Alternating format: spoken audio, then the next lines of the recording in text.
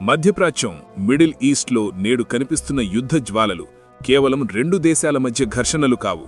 అవి ప్రపంచ ఆర్థిక వ్యవస్థ పునాదులను కదిలించే పెను తుఫానులు. ఇరాన్, ఇజ్రాయెల్, అమెరికా, చైనా మరియు రష్యా వంటి అగ్రరాజ్యాల మధ్య నెలకొన్న ఉద్రిక్తతలు ప్రపంచాన్ని ఒక వినాశకరమైన ముంగిట నిలబెట్టాయి. సముద్ర గర్భంలో తిరుగుతున్న అణు జలాంతర్గాములు, ఆకాశంలో దూసుకుపోయే క్షిపణులు ఏ క్షణంలోనైనా మహాప్రళయాన్ని తీసుకురాగలవు. ఇలాంటి అత్యంత క్లిష్ట పరిస్థితుల్లో కూడా 140 కోట్ల జనాభా కలిగిన భారతదేశం ఎంతో ప్రశాంతంగా, ధీమాగా ఉండగలుగుతోంది అంటే దానికి కారణం మనం నిర్మించుకున్న అజేయమైన శక్తి కవచం.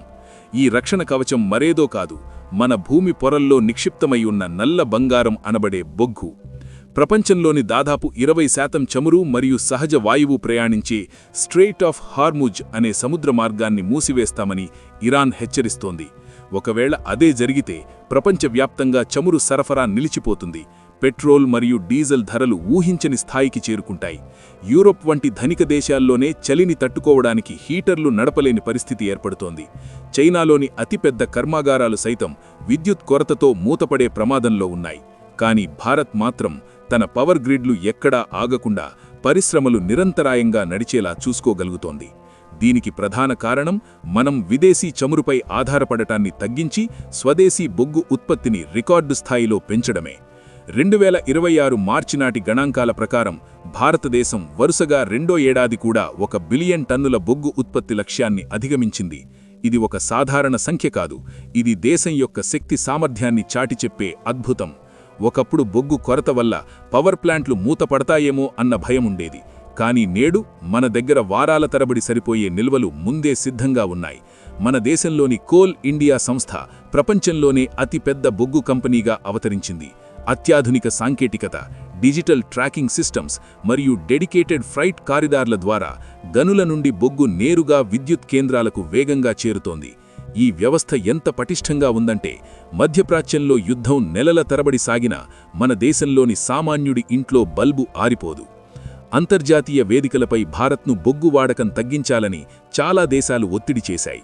పర్యావరణం పేరుతో మన అభివృద్ధిని అడ్డుకోవాలని చూశాయి.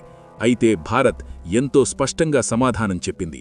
మనం సౌరశక్తి, సోలార్ మరియు పవనశక్తి, విండ్ రంగాల్లో ప్రపంచంలోనే అత్యంత వేగంగా అభివృద్ధి చెందుతున్నాము.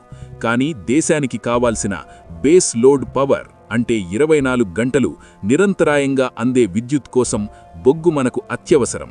ఎండ లేని సమయంలో లేదా గాలి వీచని సమయంలో కూడా దేశం చీకటిలో ఉండకూడదు అనే ఉద్దేశంతో మనం మన బొగ్గు గనులను ఆధునిక రీతిలో తీర్చిదిద్దుకున్నాము.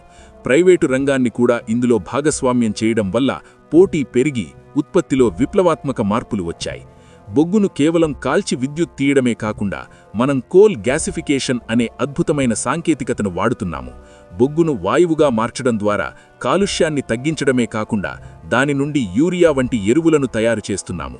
దీనివల్ల ఎరువుల కోసం విదేశాల వైపు చూడాల్సిన అవసరం మన రైతులకు తప్పుతోంది. అంతేకాకుండా బొగ్గు నుండి ద్రవ ఇంధనం, డీజిల్ను తయారు చేసే ప్రయోగాలు కూడా తుది దశకు చేరుకున్నాయి. ఒకవేళ భవిష్యత్తులో విదేశీ చమురు పూర్తిగా ఆగిపోయినా మన వాహనాలు మన బొగ్గుతో తయారైన ఇంధనంతోనే నడుస్తాయి. ఇది మన దేశ ఆర్థిక స్వాతంత్ర్యతకు నిదర్శనం. మన దేశం కేవలం తన గురించే ఆలోచించడం లేదు. మనం నేడు ఒక ప్రాంతీయ శక్తిగా ఎదిగాము. నేపాల్, భూటాన్ మరియు బంగ్లాదేశ్ వంటి పొరుగు దేశాలకు కూడా భారత్ విద్యుత్ను సరఫరా చేస్తోంది.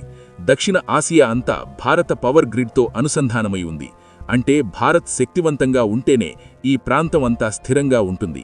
ఇది మన దేశం యొక్క సాఫ్ట్ పవర్ను పెంచుతోంది. వసుధైవ కుటుంబకం అనే సిద్ధాంతాన్ని పాటిస్తూనే మన జాతీయ ప్రయోజనాలను మనం కాపాడుకుంటున్నాము. రష్యా నుండి చౌకగా చమురు కొనుగోలు చేయాలన్నా లేదా ఇరాన్తో వాణిజ్య ఒప్పందాలు చేసుకోవాలన్నా మనకు ఆ ధైర్యాన్నిస్తున్నది మన దగ్గర ఉన్న శక్తి వనరుల నిల్వలే. గతంలో బొగ్గు గనుల్లో అవినీతి, మాఫియా రాజ్యమేలాయి. కానీ నేడు ప్రతి కిలో బొగ్గుకు లెక్క ఉంది. మైనింగ్ ప్రక్రియలో ఆర్టిఫిషియల్ ఇంటెలిజెన్స్ మరియు రిమోట్ సెన్సింగ్ వాడుతున్నాము. కార్మికుల భద్రత కోసం అంతర్జాతీయ ప్రమాణాలను పాటిస్తున్నాము.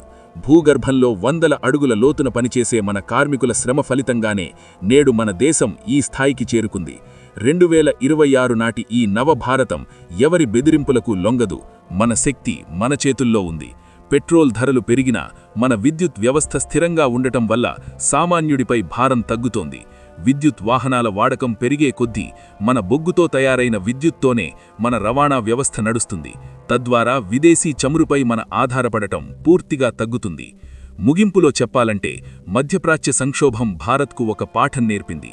అదేమిటంటే నిజమైన స్వేచ్ఛ తన సొంత వనరుల మీద ఆధారపడటంలోనే. మనం సముద్రపు లోతుల్లో దాగి ఉన్న గ్యాస్ హైడ్రేట్స్లు మరియు థోరియం వంటి ఇంధనాలపై పరిశోధనలు చేస్తున్నాము. భవిష్యత్తులో బొగ్గు నిల్వలు తగ్గినా మన దగ్గర ప్రత్యామ్నాయ మార్గాలు సిద్ధంగా ఉన్నాయి. భారత్ ఇప్పుడు ఒక వినియోగదారు దేశం నుండి ఆవిష్కరణల దేశంగా మారింది.